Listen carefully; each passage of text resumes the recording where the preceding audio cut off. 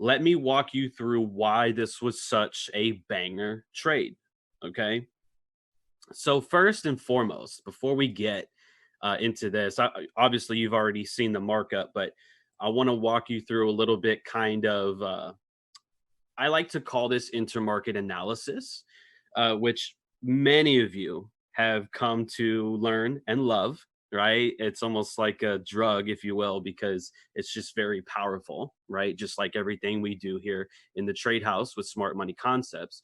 Let's go back to the very basics for just a second. Okay.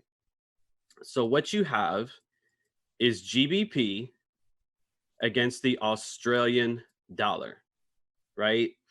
So, in order for GBP AUD to go higher, we need a strong British pound paired with Australian dollar. Okay. So, what we need to do is obviously look at price action for this pair, but we also need to look at two other pairs. Okay. So, we need to look at three altogether: GBP AUD, and then also cable and Aussie, meaning GBP USD and then AUD USD. So I'm going to walk you through three pairs for this trade. Okay. And I know it may sound like a lot. It is to some people, but that's why we're here. Okay. So, what I want you to understand um, about GBP AUD, the very first thing I noticed was back in early January, we had equal highs liquidity on the 1 hour, 4 hour chart. This is very clean.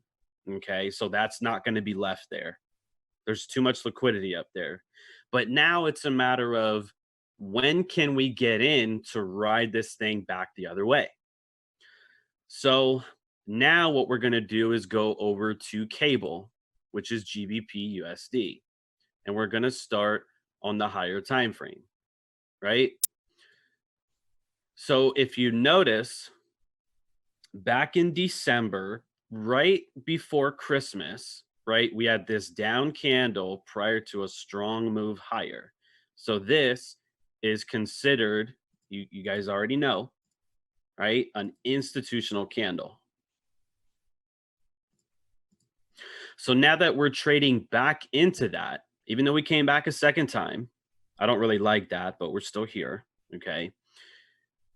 We are trading off of that in a bullish environment. Now, if you go down to the smaller time frames, because this is what's also important as well. Okay.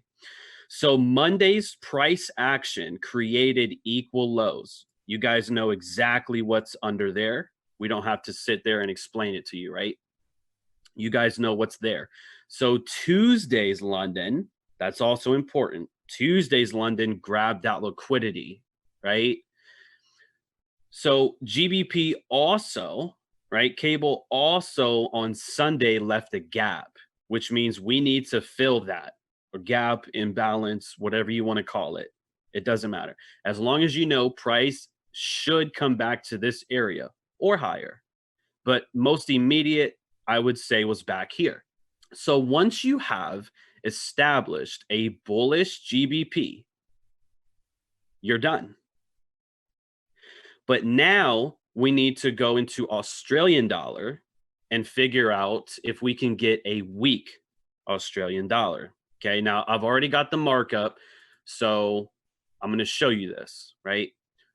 We're going to go to the 4 hour time frame and just zoom out just a little bit. Now don't pay attention to the black lines just yet. I'm going to explain that in a second. Just pay attention to the purple. Right? What do you have right here? And what do you have over here? You have two different sets of equal lows. Do we not? So Aussie has been heading lower, which means Australian dollar is weak. Where can we target equal lows and equal lows over here? So now we've established a weak Australian dollar paired against a bullish GBP.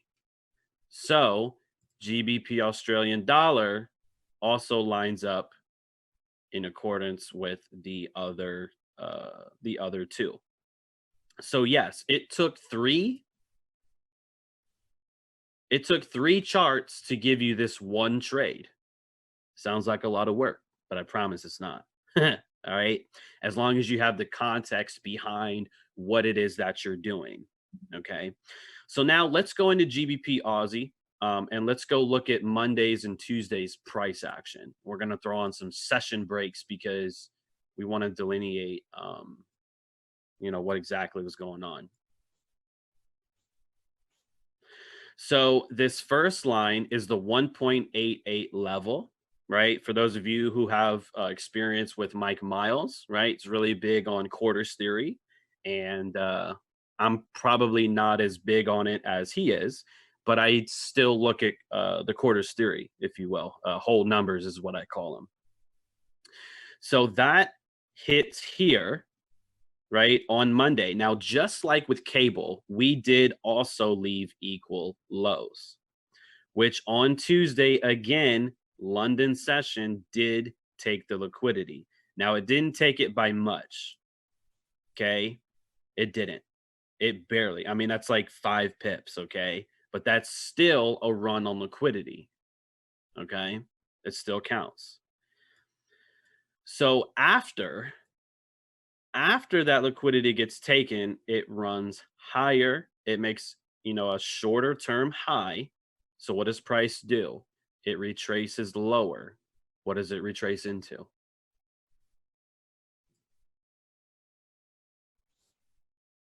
Institutional candle.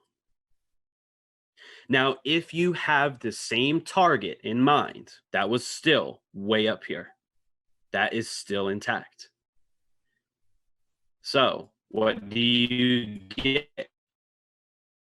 I mean, I have to go to another time frame just to put this big movement on the chart.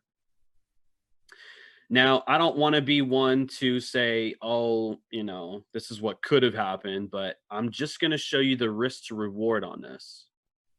So, with a stop at the bottom of the institutional candle, which is a 25 pips stop, just targeting the equal highs, not even going higher, which means not even like a little bit above it, just at the equal highs was a 1 to 15. 1 to 15. I don't know what else you want me to say after that, but that is phenomenal. Okay. So let's walk you through a couple more things that happened because it did trade sideways for a little bit. And I have this institutional candle here because I want you to understand that just because you have a down move in the market and you have some up candles, not every single up candle is going to be considered institutional. All right. Number one, this was kind of in the middle of the overall range, if you will. And I like to trade when prices are at extremes, like this, for example.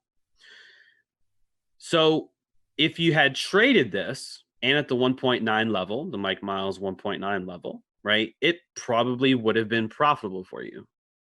However, it eventually traded through. And so this is why sometimes people get it wrong with institutional candles, because liquidity will will override the institutional candle. So technically, this might not even be an institutionally sponsored move, because do you think institutions would do this? Do you think they want that move? Or do you think they want this move? So which one do you think was sponsored by the banks, the hedge funds, the institutions? Okay, it doesn't take very many brain cells to figure out which one they were behind. Okay. So that's why this essentially traded through. And notice also, this is a really powerful trade, because I want you to realize after this one pullback, there was no other pullback. What did they go for? They went straight for the liquidity, right? This one pullback. straight to liquidity. There is no other minor retracement other than maybe 30 pips. That's it. Because this is a magnet, if you will. Okay. And so they're racing to jam it up here. And that's why you get that. Look at just the last 5 hours of price action.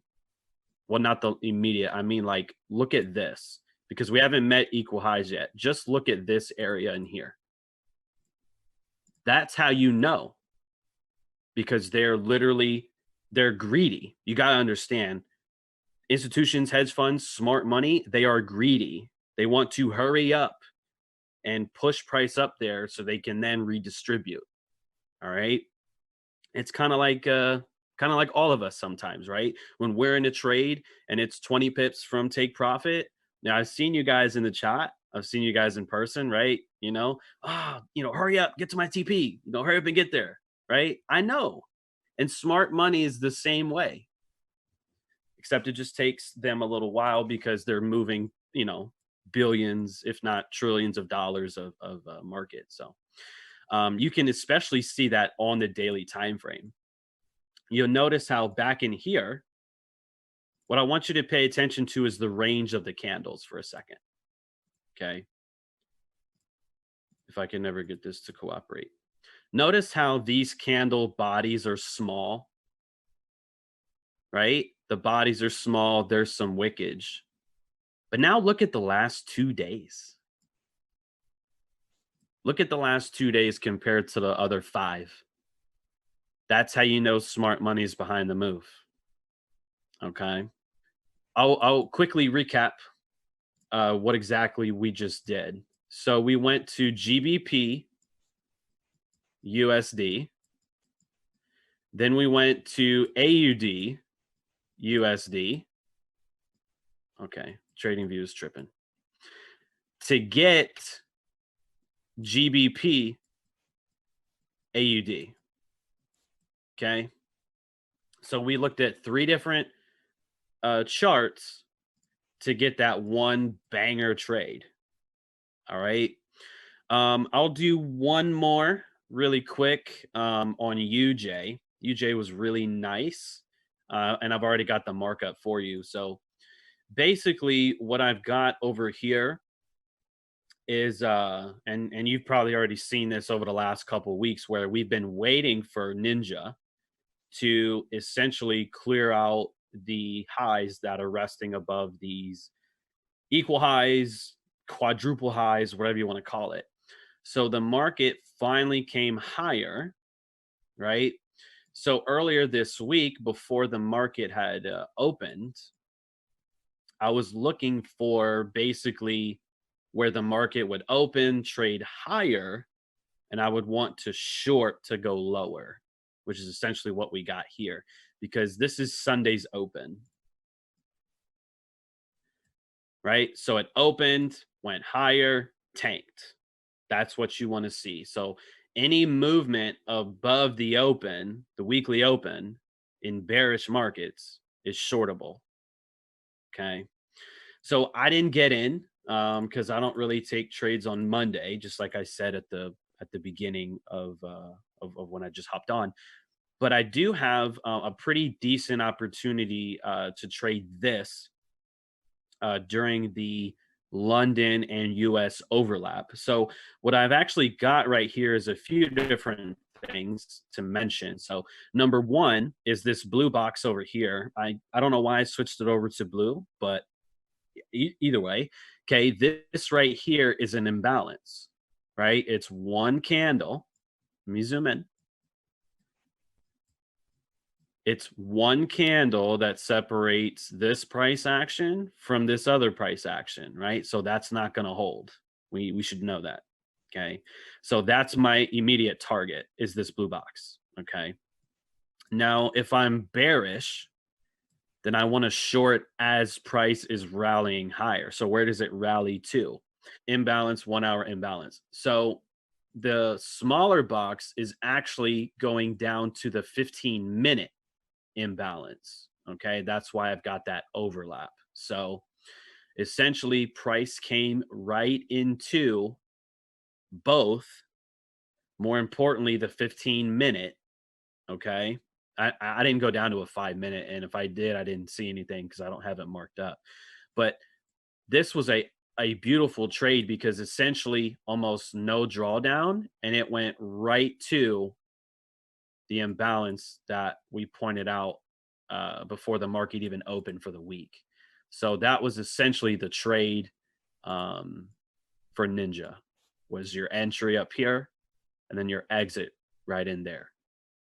And I didn't trade it. I missed it. But I just want to give you guys kind of a little bit of study material